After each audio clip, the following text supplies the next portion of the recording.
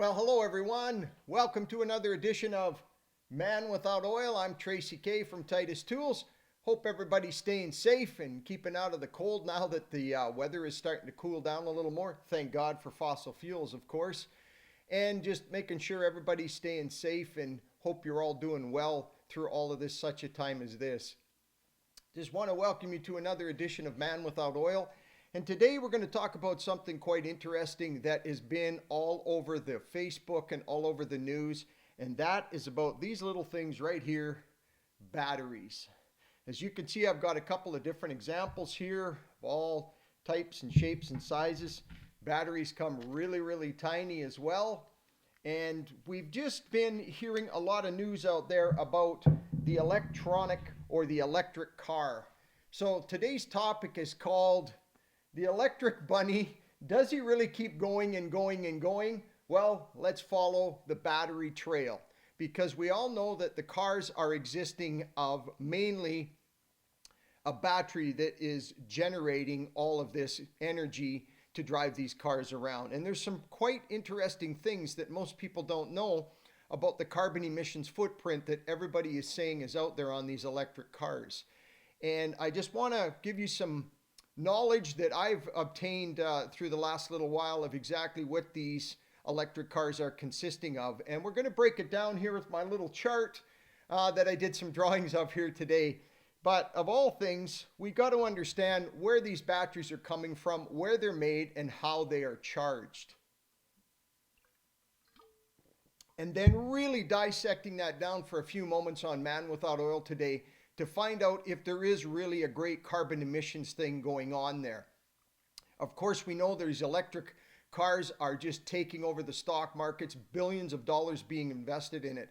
But let's take a look from this side of the fence, and then we can really start to see where we're really headed in what direction in that. So I'm going to start off here by breaking this down from the Energizer Bunny, of course, or the Electric Bunny, and over to the battery.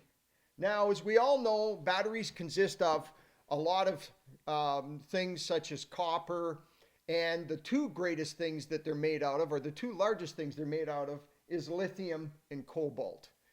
Now, where do we think we're getting all that cobalt from? Well, that cobalt is coming from a country in Africa called Congo.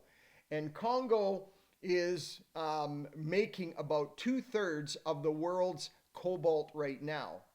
And what everybody is trying to do is not directly get it from the company or the country of Congo directly through that way. They're going to other companies so that it tries to evade the fact that the cobalt is actually coming from Congo, which it is. 2/3 of the world's cobalt in the world, which is hugely important of how batteries are made, comes from Congo.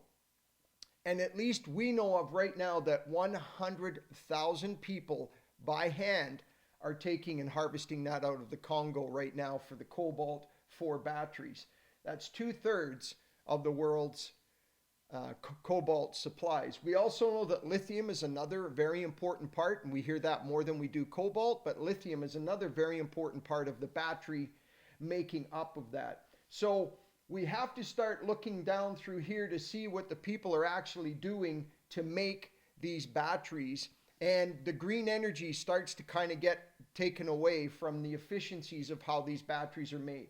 Lithium and cobalt are, of course, very dangerous to be inhaling or to being around if they're not in an encapsulated environment. So let's keep following this trail, shall we? Let's go over to the car, the electric car. Well, let's talk about how the electric car is actually made. The carbon footprint, if we can understand this, the electric car actually creates 30,000 pounds of carbon emissions to make up one electric car. Where, on the other hand, a gasoline-powered car only takes 14,000 pounds of carbon emissions to make a gasoline car. So before even one plug-in is done on a car, it's over two times more to make the car through carbon emissions than a gasoline car. So let's run down a little bit further here, and we'll go down into the efficiencies of the car. In 50,000 miles, the carbon footprint is no different. It's actually more because of how the car was made to charge this car compared to the emissions coming out of a gas car. Reason being, they've got to be charged from some kind of a plug-in, and most of the world, or a lot of places in the world, are firing up their electric supply or electrical supply via coal plant. Now there's hydro, and there's also nuclear, and there's also natural gas. But that brings up the emissions very high compared to a gas car.